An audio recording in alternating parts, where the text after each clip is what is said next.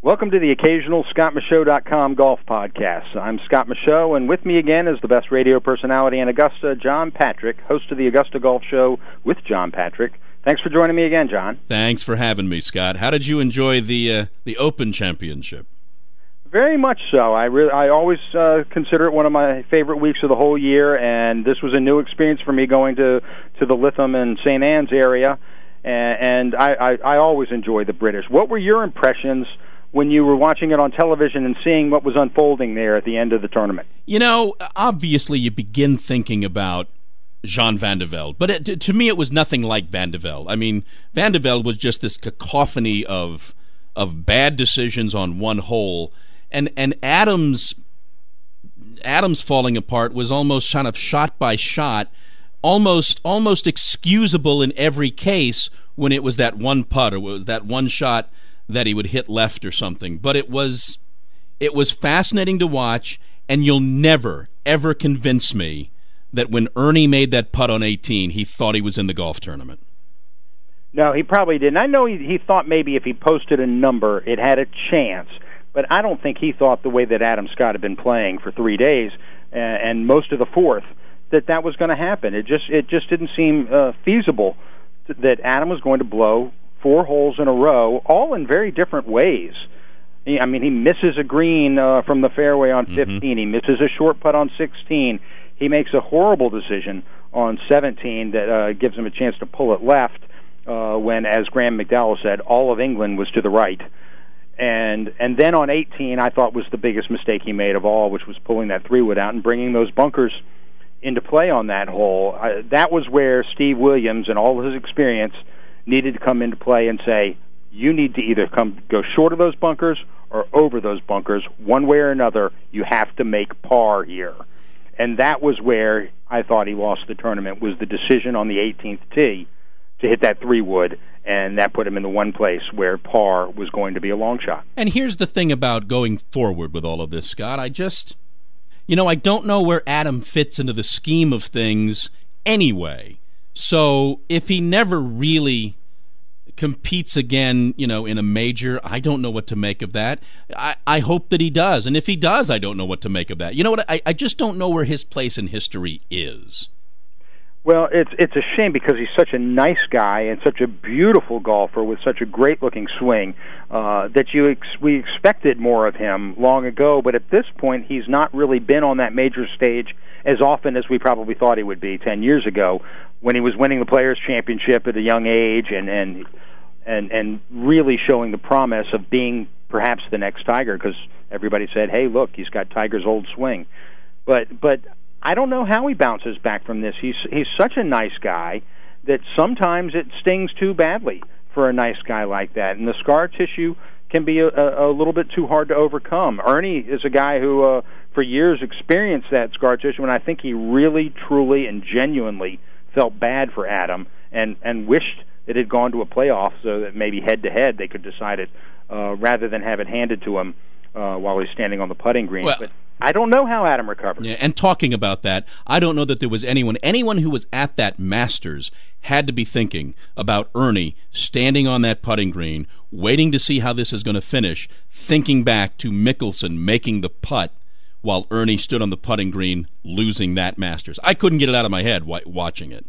That was one of the questions he got asked afterwards, because that is one of the images of Ernie's career where you really thought it was starting to get away from him because it really stung him so badly. Remember the slumped shoulders and that just look of, I can't believe I just had this taken away from me at Augusta. And then later that year, he had played poorly in the last group at Shinnecock. He got beat by Todd Hamilton. It snowballed on him that year, and I thought that was the year it got away from him.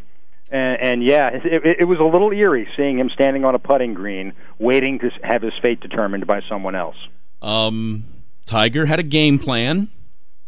Game plan seemed to be working most of the time, but there was just something in watching it from here, Scott, that it didn't have a feeling of impending doom, but it almost seemed like he was hanging on a little bit. It wasn't a bad game plan. For 90% of what he was doing, it was a very good game plan, and it was working very well for 3 rounds. But what was really costing him, I thought, was on the par 5s. There were only 2 of them at Lytham, and he just never took advantage of them. Whereas I think the difference in the scoring between he and Adam Scott after 3 rounds was Adam Scott's performance on the par 5s, and Tiger just could not get to them and make the birdies he needed to make by laying back off the tee on those par 5s. So that's where I thought the game plan kind of fell apart. And then by Sunday, after he made that triple bogey, he kind of had to throw a little bit of that out the window here and there. But at that point, it was almost too late to try to put the hammer down and catch up. He'd put himself in too much of a hole. Well, you're right, but in the end, and that's the beautiful thing to me when watching something like this transpire, even after the triple bogey, you don't know how the final score and what the final score is going to be, but he didn't have to do that much. But at that point, you're 7 or 8 back, and you think you got to push, and you really didn't have to push as hard as you thought you had to push, but you never know that on 6. No, you don't. And it was kind of shocking to see the way he played 6, too. And then you saw McDowell and the group right behind him get into the same bunker, get into the same situation, and realize, I can't go forward with this. I'm going to have to just knock it somewhere in the bunker where I can get out and try to make a bogey. Tiger looked like a guy determined to get the ball out.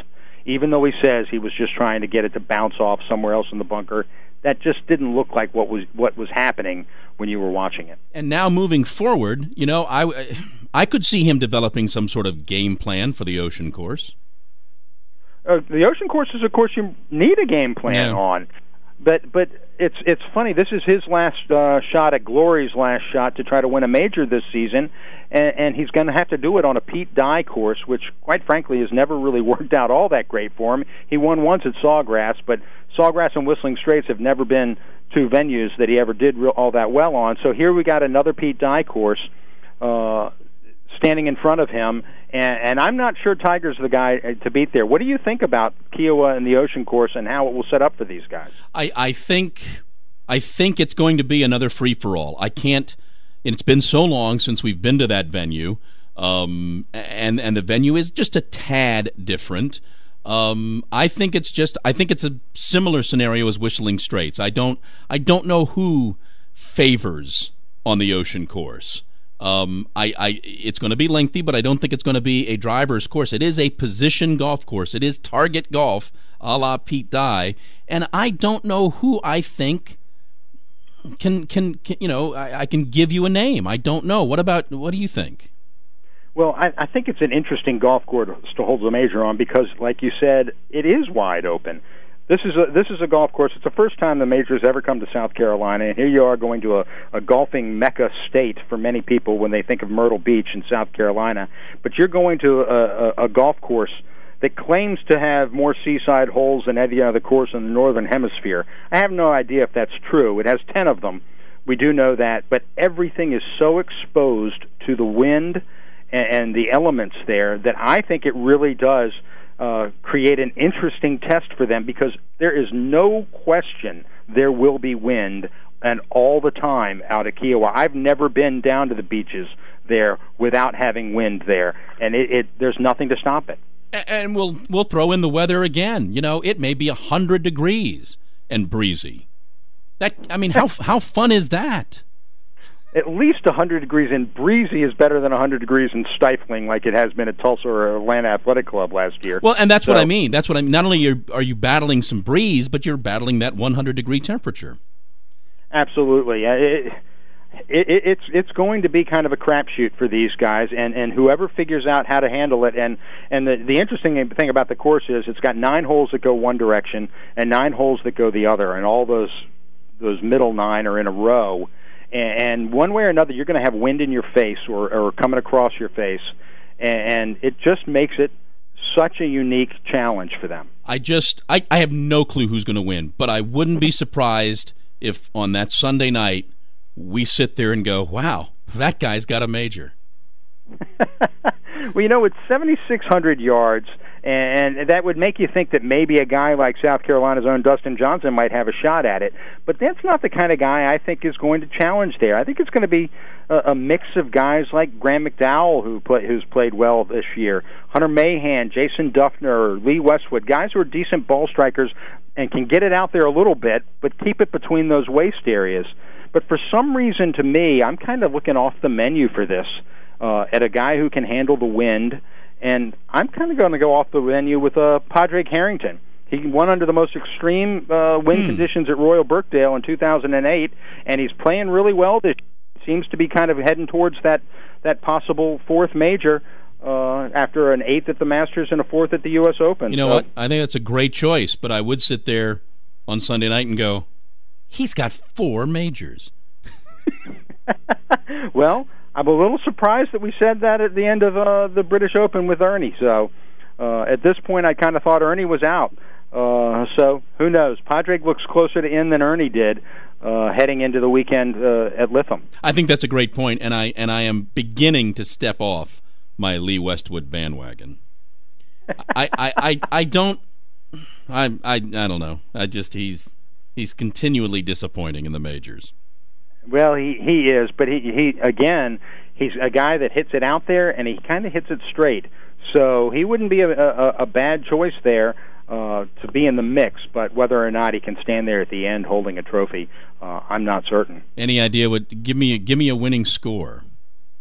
Whew. It depends on just how hard that wind blows, but I don't think these guys are going to go very far under par. But I think under par with 4 par 5s on the golf course, I think under par will win. Thanks again to John Patrick. You can listen to his Augusta Golf Show on the weekend on 5 stations, including Columbia, South Carolina, Savannah, and Tallahassee. It airs Saturday morning at 8 a.m. on Augusta's ESPN 1340 a.m., and PGA fans can listen to it Sundays at 10 a.m. on Charleston's WSCC 94.3 FM. Thanks, John. Thank you, Scott. And thanks for listening to the podcast on scottmichaux.com.